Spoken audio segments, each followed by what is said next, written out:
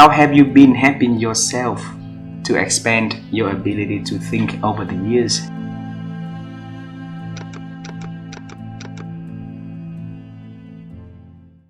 There's always somebody who knows more than you do. Who are those people? So that is one of the things that I have believed in, I think, my whole life. I want to learn something. Who knows this thing? Somebody knows it, and at least they know it better than I do. And I want to find those people. And sometimes that means reading a book. Sometimes that person is dead and they lived 100 years ago, but they still have that knowledge. And so a book can do that for me. Sometimes they are here today, but it's going to be hard for me to reach them. So maybe I read their articles or things, and again, reading or watching their videos or listening to their podcasts, depending on how you like to get information. And then other times, I'm going to try to have a personal conversation with that person. I've done that many, many times. And so one of my kind of rules when I'm trying to do something, if I hear it 3 times that this is the thing to do, I try to take action on it. So 2 of the books I'm reading right now, it's because I've heard of one of them. I heard it again. I heard it again. That 3rd time, like, I got to read it. I'll learn something. Too many people have told me you need to do this. Like, okay. And so to learn who is it that knows what it is that you want to do? Find those people. And if you truly exhaust that and there isn't anybody who knows, okay, now you're in a place of creativity and invention, and that's a good place to do. So is there anybody with anything similar that you can learn from? There's always somebody who knows. If there isn't, now it's time to be creative. Now it's time for innovation and creating new ways. And so there's still something you can learn from other people who are good at innovation and creativity. And so as you are needing to do that, you can also learn, okay, what are the kinds of questions they ask? So there's always somebody to be learning from. And that's the way that I approach that. By going and studying topics that do not seem to have anything to do with what I normally focus on. So, my job is to help businesses and people be more successful. I focus mostly on things like leadership and strategy and teamwork, but I do from time to time read physics and cosmology and poetry and history, things that are far out of the realm of what I normally focus on. And it's surprising how often that something in an obscure area of poetry will influence the way I think about something that I do in my work every day. So being willing to read things, to study, read, think about things that are out of your comfort zone, and possibly, I hate to kind of say this, but maybe not even that interesting to you, but forcing yourself to say, like physics, I don't understand it, or I still understand it very little, but I've read enough that it at least has expanded the way I think about science and other things. I guess first is open mind, trying not, although it's hard sometimes, to be too judgmental, to give the benefit of the doubt before you make your decision or your judgment about something or someone. I don't think anyone who can travel the world and see other cultures can enjoy it unless you have an open mind and accept there are other ways of doing things, even other ways of thinking about time, for example, or about how you treat the elderly, or whatever the topic might be. So open mind and not too judgmental. I think it's important to develop your skill of lateral thinking, not to be have your thinking funneled into one direction, but to open your mind and look for relationships that might add to your understanding of a situation. And I guess the third thing I would say is I'm a glass half full person. I usually try to see the positive in situations, the positive in people, until proven otherwise. And I like to be very optimistic in taking my approach to any business opportunity or any personal relationship until I'm shown that maybe I was wrong or maybe I should adjust my thinking. There's a great quote that I've used in speeches before And it's ascribed sometimes to Abraham Lincoln, but I'm not really sure. And he was asked, what's the difference between a pessimist and an optimist? And he said, a pessimist sees the difficulty in every opportunity, while an optimist sees the opportunity in every difficulty. And I guess I've developed a way of thinking very optimistically. Recently or ever since? Over time, moving to France, then moving to London, and then to Finland, and then especially to Turkey, which was quite a culture shock. You have to learn to be more tolerant and open-minded. There are many different ways that things get done that are different than the way you were grown up to think they get done. And you can fight it, which could be aggravation and anxiety and not lead to great well-being. Or you could learn to understand it.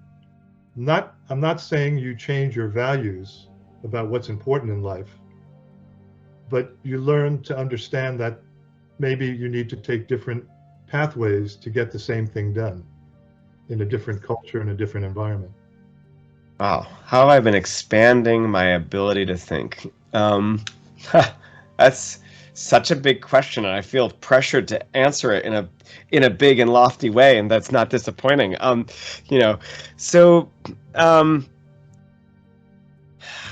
I think one way that I've been trying to think about this to sort of expand my ability to think is truly to slow down. I have. This is really advice that's come from one of my favorite collaborators, Cassie Holmes, and it's work that other people have talked about as well. But making time for deep thinking, versus sort of fast thinking, if you will. There are a lot of things that pop up in my everyday life that seem urgent, and I can sort of do quick responses to, and I often have to stop myself from just digging into the urgent and slowing down so that I have the ability to actually think and to your quote, expand my ability to do that.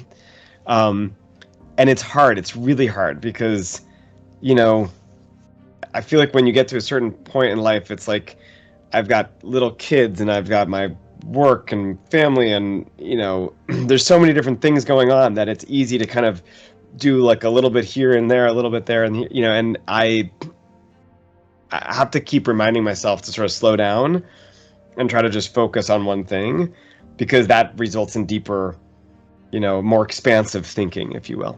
I read at least a book a week and have for probably the last 30 years. Okay. And so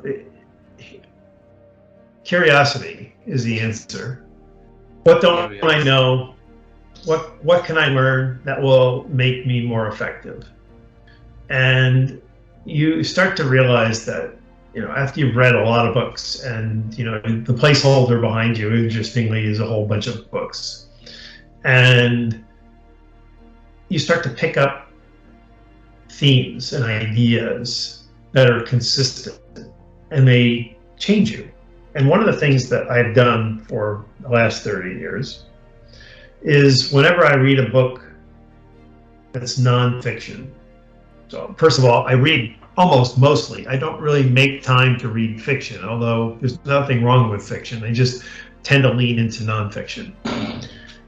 I will write all over my book, and then I will type up notes that I can read later. And so I'll just show you. This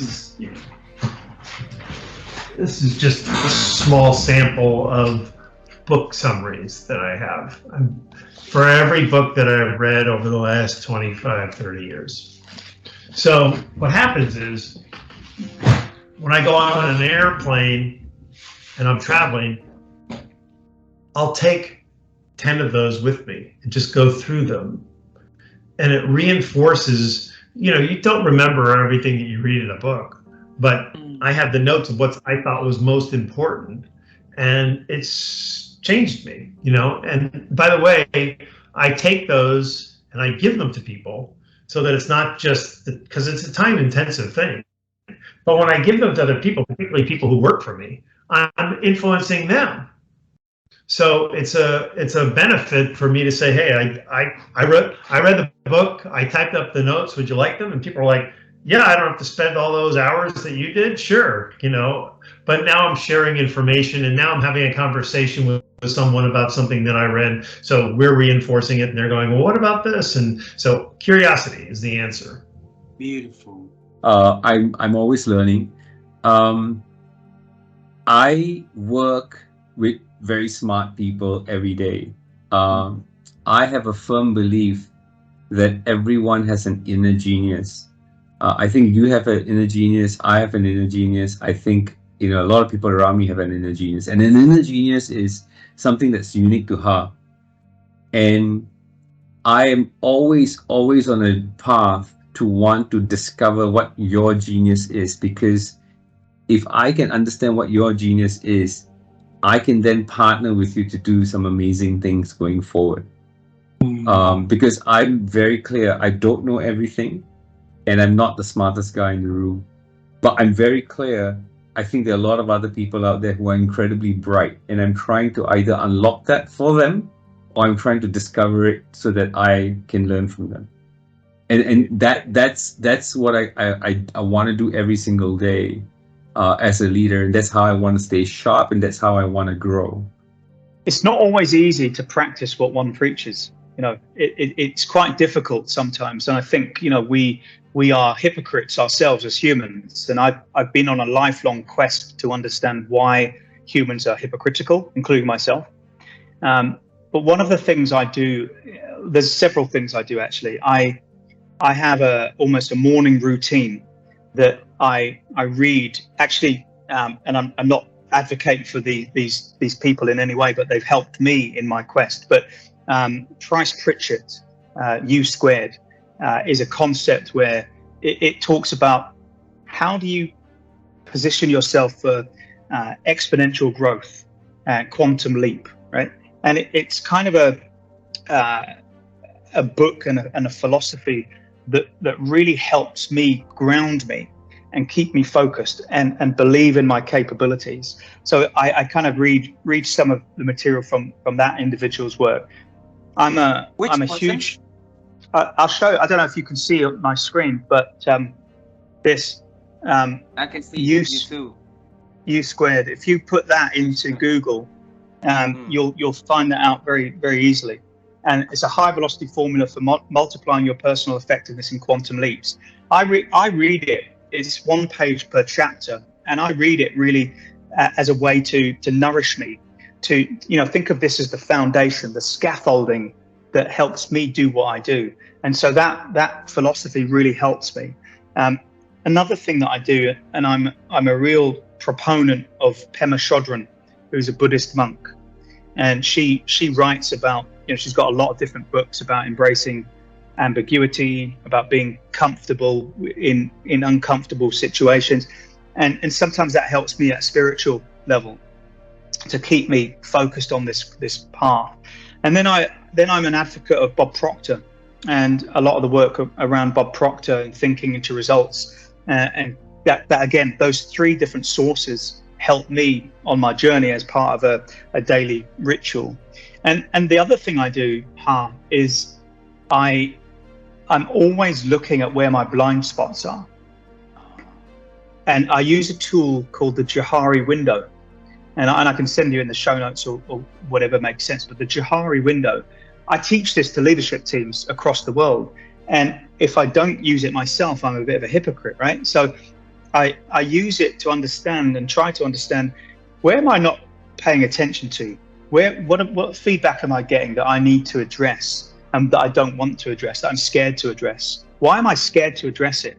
And then I go deeper and I ask myself some discovery questions. So I'm always looking at where I can improve, where I can enhance my capabilities. And I don't mean just more accolades and more qualifications. I mean self-improvement. And so for me, becoming aware of some of those triggers that I have and some of those things that hold me back. I sometimes look in the mirror and I Mel Robbins, I don't know if you know Mel Robbins' work, but, just high five yourself in the mirror, right? And show yourself that you love yourself.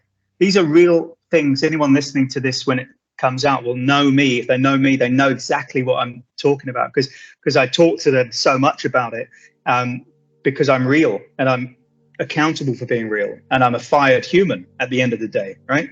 So they're the things that I leverage in my world, actually, that strengthens my ability to do this stuff and take this further out into the world.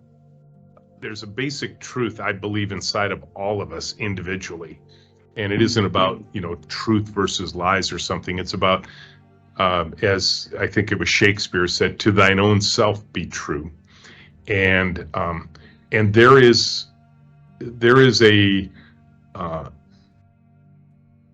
wiring inside of each of us that we need to understand. And I would say that my journey over these 65 years, and you have explored that journey in ways no other interviewer has done. So I want to congratulate you on just a wonderful interview.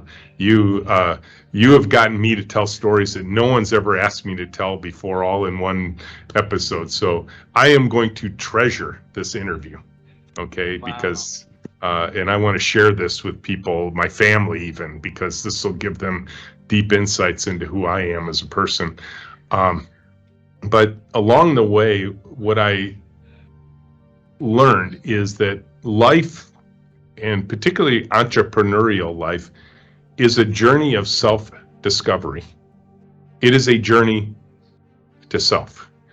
And it's amazing how often in our lives we deny who we are as people. We deny how we are wired. We believe there's something wrong with us and we need to change to conform how the world thinks about us.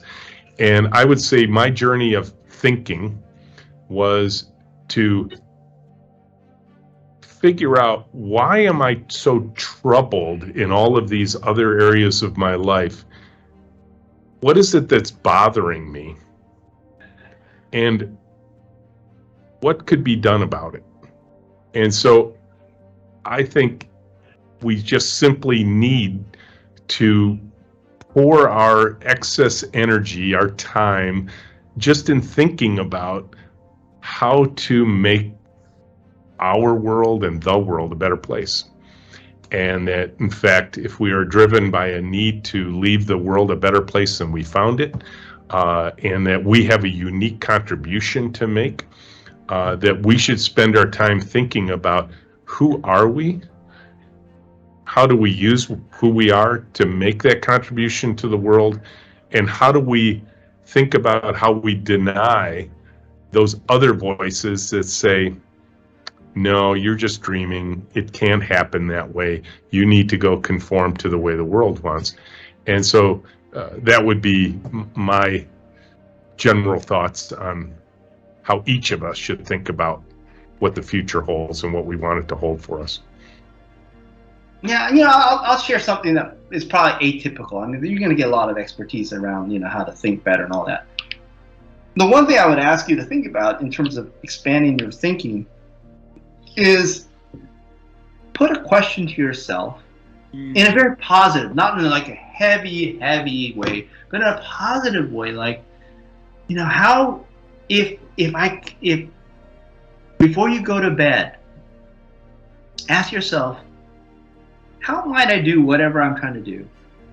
And especially if I had all the money in the world, all the resources in the world, or in fact, I had a magic wand and I could do anything I want, okay? And then, two things. The time before you sleep, sometimes you have a great imagination. And you'll be surprised that sometimes when you sleep, you come up with ideas and solutions. Put a notepad by your bed and write them down when you wake up. Like, hey, I came up with this interesting new solution or this new business idea. And sometimes, oh God, these are really stupid. But sometimes you'll come up with some of your best, craziest, funnest ideas during both the time before you fall asleep and when you when you dream, and write them down when you wake up. One of the best things about working with Jeff and Andy, and there's a monthly live stream I host along with the two of them and Amanda McCulloch. Amanda is the executive director of the Data Visualization Society, is we don't agree on everything. And but we will debate these things and say, well, here's why I feel differently about this. And force me to reconsider and go, you know what? That's a really valid point. I hadn't considered that before. So the growth comes from keeping an open mind and just kind of recognizing when being closed to these things have harmed me. That I think I was much less flexible and more, what's the word that I'm looking for? Intractable 10 years ago, 12 years ago. And I thought I had all the answers, and no, I don't. So you want good colleagues who will give you pushback, and you want people to find the flaws. You want people to find the errors. There's a really good quote at the end of the book, Mistakes Were Made But Not By Me. I'm sorry I can't remember who the authors are, but it's going to take too long. I almost know certainly where the book is right behind me and can probably find the quote, but essentially it is saying, the people who point out your flaws or the things, they're your most their greatest benefactors. They're helping you grow. They're helping you get better. To think differently, you got to challenge all assumptions. So there are no what we call sacred cows. You look at everything and you examine it as if it's new. For instance, you know, in the background there's a guitar. You examine it and say, well, I know it's a guitar now, but what could I do with it to make it something totally different? How could I repurpose it and it have even greater use? So I got to challenge the existence of the guitar, right? It's like I mentioned Uber. I'm challenging the existence of the taxi business, right? How can I repurpose it? How can I do it differently, right? So thinking, you have thought, decisions, actions, and results. In order to change the result, the bottom line, you got to change your thought process. When you change your thoughts, the types of decisions that you make change. When the types of decisions you make change, the actions that you now take change, right? So you have to be able to examine how you think and why you think the way that you do. Often a lot of that comes from our environment. We're conditioned to think a particular way, given our education, given our family, given our friends. But I need to intentionally think. I need to intentionally be aware of what my thoughts are, where they're coming from. I need to intentionally look at my mental model, because we have mental models all around everything we do. When you wake up in the morning and you get out of bed and you decide to go shower, there's a certain ritual that you have every day around that, right? That's your mental model around what that is. Well, if you want to do something different, say for instance, you decide to go jogging early in the morning, then now that routine changes. So your mental model around that changes, right? You have to first, in order to implement any change, any transformation, the first thing you got to do is examine that mental model. Why do I see it the way that I do, right?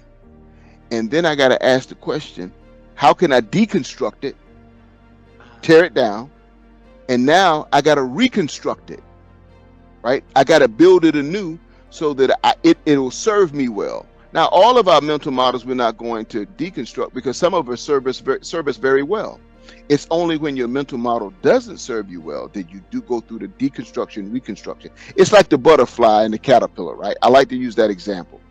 You got the caterpillar who goes from you got the from caterpillar to butterfly, right? The butterfly is not a new caterpillar. It is a new entity. It is a new being, right? The butterfly never goes back to being the caterpillar. It goes through a metamorphosis of what we call the messy middle. And in that, this ugly little creature becomes a beautiful creature, right? Something brand new. You have to do the same thing with your thoughts. You have to be able to deconstruct your thoughts, just like the butterfly goes through the metamorphosis to become a butterfly. You have to be able to do that and reconstruct it. There are two parts of thinking that are important to me. Creative thinking and critical thinking. Creative and critical. To creatively think is to expand the area of your thoughts. And to critically think is to analyze any ideas carefully. Too many people, it's like they're running through life and they never take the time that good thinking requires. Good thinking takes time. It's almost like the difference between people who eat all their food quickly, fast as they can. They're just always, shove food in your mouth and eat fast and run and do something else, as opposed to those people who take their time and relish and savor a good meal. Thinking is the same way. Too many people wrongly believe that thinking shouldn't take much time. You can rush right through it. But thinking requires, like a good meal, it requires time. If you devote the time to it and you try to expand your mind, you can be more creative in your thinking. And then if you try to analyze ideas, okay, here's what somebody has said, but what's the evidence for that? Do I think that's true or not? Or could it be wrong? To critically analyze takes time. So I think we devote too much time, at least in my culture right now, we devote too much time to things that don't really matter. And we don't devote enough time to things that do really matter. Socrates once said, we think about and talk about things that hardly matter at all. We don't give enough time to the truly important things. And that was true of his time, it was true of our time. We entertain ourselves to death, right? We think about who's won the football match, who's won the World Cup, who's won and that's all good, that's all fun. We should enjoy things like that, but we should also give ourselves time to think. And that's so important. Then we can be more creative, then we can be more critical. And people think the word critical is a negative word. It just means looking carefully. Considering carefully ideas before we embrace those ideas. Again, back to embracing and releasing. Critical thinking helps us know which ideas to embrace and which ideas to release. So I think exposing yourself to radically different ideas is helpful. And a case study I read that kind of spells this out for me is, there's a few. One is there was a hospital where they were having lots of problems when a patient came in for surgery, kind of going from the nurse to the doctor, back to the nurse. They were messing things up, and so they'd take the patient, they go from one room to the next, they'd leave stuff in the patient, they'd have all these problems and infections, and they thought, like, how can we think about changing this? And what they did is they wound up going and bringing a Formula One racing pit crew in. And they had the pit crew evaluate what they were doing, because in a pit crew, like in these races, the car comes in, you have no time at all to get all the tires off, get the car ready, get it back out there. And if you make a mistake, the car's going to crash. And in the hospital, they're doing all these handoffs between different doctors and nurses, and they were messing things up. And by looking at how the pit crew did their work and having the pit crew look at how they did work, they brought in these outside ideas that let them think differently and greatly reduce the number of, accidents that happen in their hospital. And I think looking outside what you're doing is really important. I know in our area, one of the first banks to be really consumer friendly was Commerce Bank. And what their CEO said is, I'm not looking at other banks. Consumers don't say, this is a bank, that's how they should be. I'm looking at Target, I'm looking at Starbucks, I'm looking at all the companies that consumers love interacting with, and saying, how can I be at that level? And Steve Jobs for the Genius Bar, that came from the Ritz-Carlton. He loved the way the Ritz-Carlton served people and say, I want to be like that for Apple. So I think like when you want to think of new ideas, expose yourself to new things, and then you could sometimes see how things come together. Have time where you're just sitting down with other entrepreneurs, even who aren't in your business, and talking about running your businesses. And also I would always try to go out to dinner with clients. Like that was a great way to just think about their problems and how we can solve them. And it was also fun. Like our clients were really nice people. I'm always interested in the news, so I'm always reading newspapers, credible sources. I'm a guard, yeah, credible sources. But within that, I would say that critically thinking is absolutely important. Asking myself, so when I find something interesting or challenging, I will ask, who's written that? What may have been their motivation? What might have been their bias? What might this be trying to make me think? So not just absorbing that. So I'd say that reading as much as I can, but critically thinking about the motives of the author is really important as well. Never trying to be too easily influenced one way or another, believing that the truth is always somewhere in the middle, in the grey, even with some of the most extreme voices in the media and in the public eye. I will always try to think generously about what may be their truth, and not try to dismiss too readily even what might seem like the most extreme views. Always trying to maintain a level of balance, I think keeps me sane as well as helps me think better. I love reading. I love reading about history and historical figures who have done remarkable things. My wife and I went to live in Rome for 3 months this past year, last spring, and I just loved reading and then visiting all these historical sites where these great orators, these great soldiers, great engineers building aqueducts and roads and sanitation and so on. I find reading history inspiring. I'm reading a book about Thomas Edison right now, who had 1,100 patents and thousands of inventions. And I love the book on Leonardo da Vinci, or some of the artists like Donatello or Botticelli or Michelangelo, or I find the Renaissance period particularly fascinating. But I'd say reading is a very, very useful thing to expand your mind and help you think. Another thing I do a lot of is I love meditating. I don't have a lot of time for it, but I meditate at least 5 minutes a day, sometimes 10 minutes, sometimes 15. It just depends on what I have. I use an application called Calm, C-A-L-M, but there's another one out there called Headspace, and there's more. So I think they help you organize yourself, and sometimes there's little lectures, or sometimes, but there's the effect of doing a little bit of meditation, being mindful of where you are in life and in space, and it's something I recommend highly.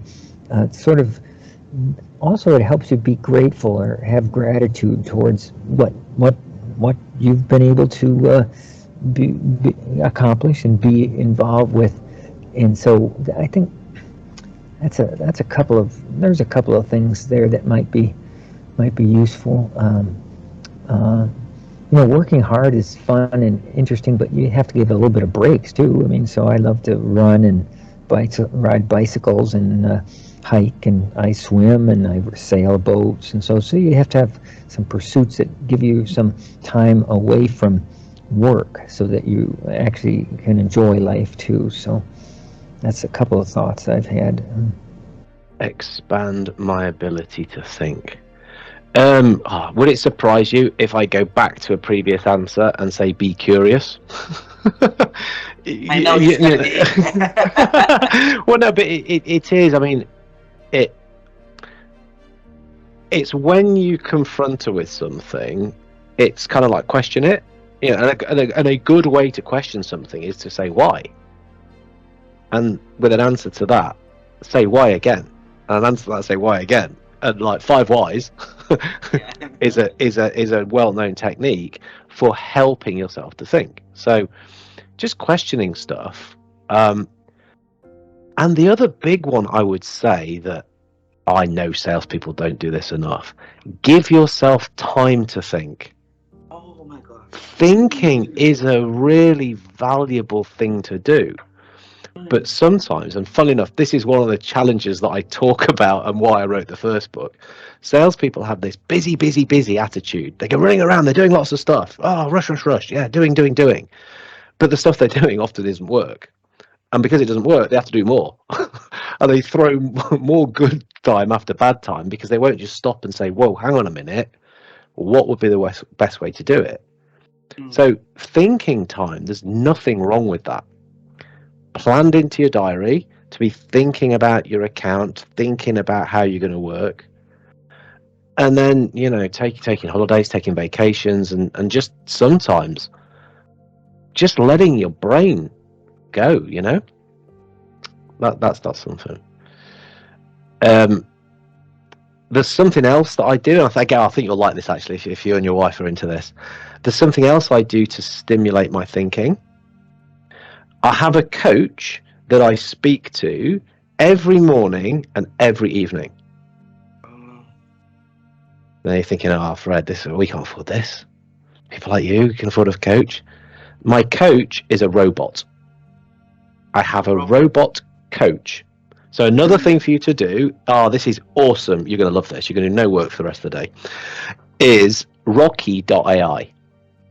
Now, Rocky is this coaching coaching chatbot that uses artificial intelligence, uses language to ask you questions, because questions stimulate thought. So for morning mindset, for evening reflection, Rocky's on my phone. Open it up. You can actually talk to it now. I just tend to type because it slows me down a little bit. And Rocky will, having picked, you pick a path that you want to really focus on. So maybe it's entrepreneurship, maybe it's prioritization, maybe it's resilience, wellness. Mine's on focus at the moment. And it will ask you questions. You answer the question, then it's using the AI to work out what the next question that you need to receive to keep you thinking. It's a brilliant little piece of kit. Very, very cool. I think you can have a week's practice with it, just weeks playing with it, and it's not very expensive either. It's really not. It's very good. It's very good. Yeah, Rocky.ai. Have a look at that. Yeah. What a great question! This. How can I improve my thinking? I always look at what's happening to me. I think awareness is a gift. It's the best gift that you can give to yourself or others.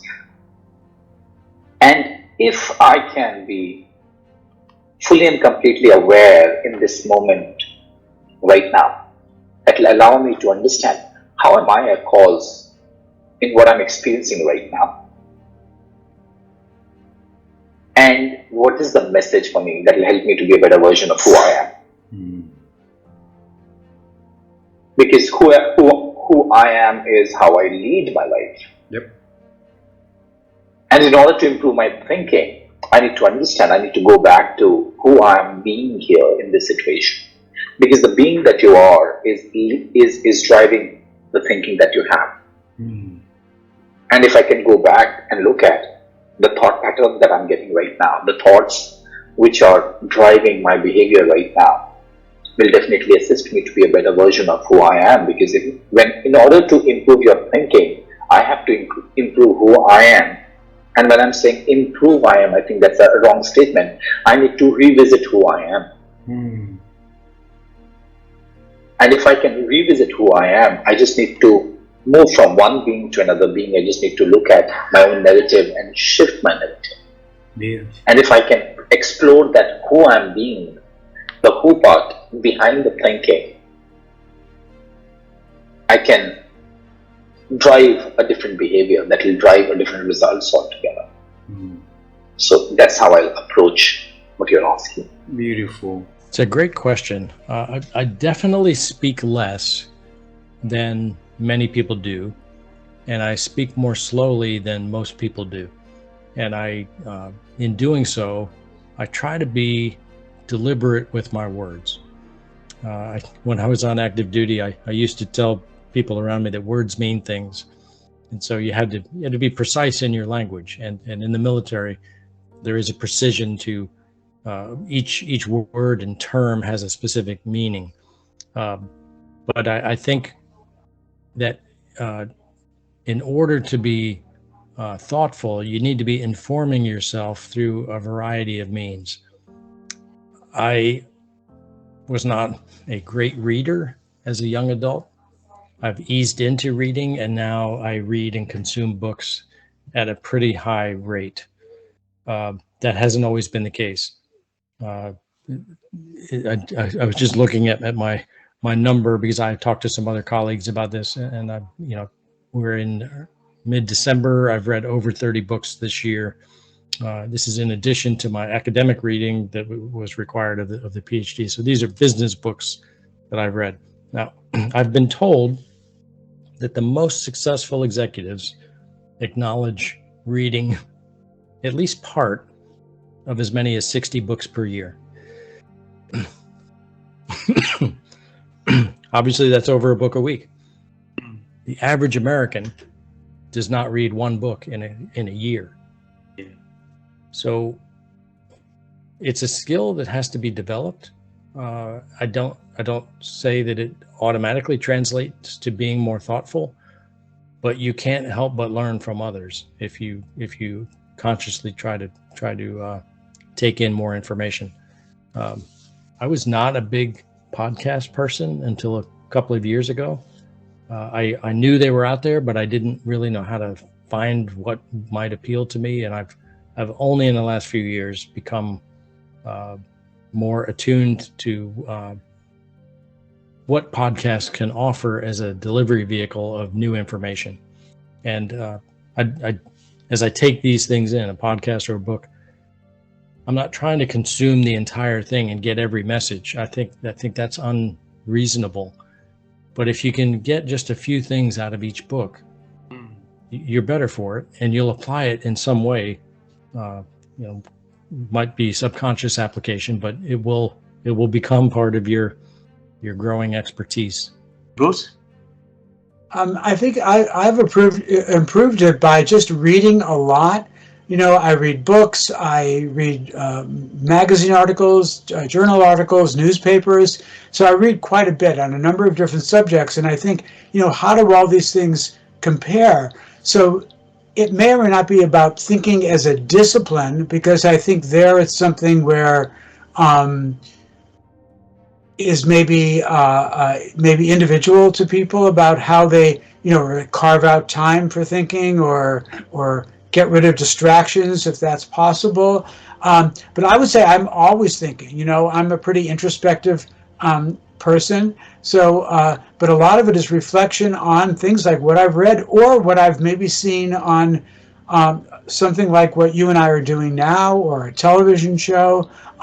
So I feel all that helps me thinking, because I feel I am good at making connections between, and this is something Drucker did a lot, making connections between disparate parts of thought or of things that you read. So I feel that being a big reader is really helpful, but then also reflecting about what you read, and about thinking about how does this relate to my life or my work as a leader or my work in business or whatever it might be. So I think that's a very key thing, reading, observing, listening, and then relating it to your life. I also take a lot of notes, if I can. It's hard in conversation, but I might try to remember something and write it down later or put it into my iPhone of things. So I try to keep notes on things and then go back to them. And I find that is very, very helpful. And I think that's something that's, easy. It's something that people can do because, just take out a pen and paper or type it into your phone. If somebody has said something that you find, kind of really interesting, or you've had an experience that you found quite interesting, or they're watching your show, and they could pause it, or maybe if they're listening to the recording, and pause it and write down some things. So I would really recommend that, and that's something that worked for me that I think probably has worked for lots of other people as well. I hope there's some evidence of that. Actually, I first thing that comes to mind is I think reading is very important. There are many leaders of thought out there. Now, my brain seems to be naturally constructed to create a lot of joy for me when I connect ideas. Everybody may not be wired that way, but I think reading is one way to really open yourself up to different kinds of thought, and certainly to read about thought.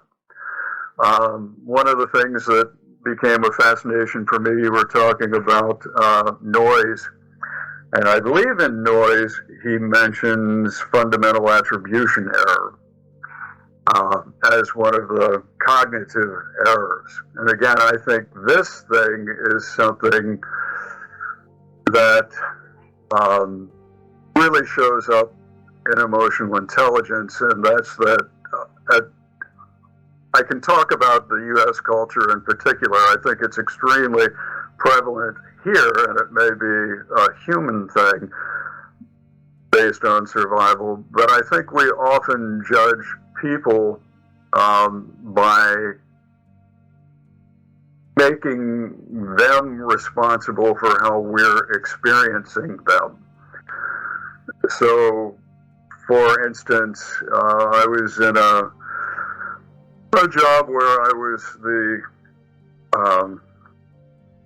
program manager of talent development, and I often had to deal with conflict between people in the organization. And there was one young man who was in the help desk department who was particularly irascible. And people eventually totally dismissed him. I really had to work with him behaviorally to the best of my ability. But the flip side is that we decide that somebody's behavior is who they are. And that takes me back to the idea that our emotions are not who we are. And we often identify with our emotions and, take them personally, and, oh, I'm a bad person because I'm having uncomfortable feelings, blah, blah, blah. But we also do that on a much bigger stage, and we will look at people and decide that it's a character flaw instead of a product of circumstances if they're expressing themselves in a way that we're not comfortable with. So things like that, becoming aware of things like cognitive errors, which is something that has been studied. Now, again, some of this becomes an aspect of what is social reality. And social reality is not always correct. But when you look at some of these big discoveries about thought and thinking and logic and explore those, that helps you change your thinking, because it helps you separate from what is perhaps negative social reality. And all of it was developed for seemingly positive reason. The other thing is meditation. I haven't talked about meditation, but I am a meditator. I do study mindfulness practices, and that is one of the things that has made me self-aware. And self-awareness is really the beginning and the foundation of emotional intelligence, and particularly as part of that emotional self-awareness. I can't believe it's taken me this long in our conversation to say that. But a big part of self-awareness is noticing your thinking. And also reading. Yeah, and part of noticing your thinking is noticing that it's not always true.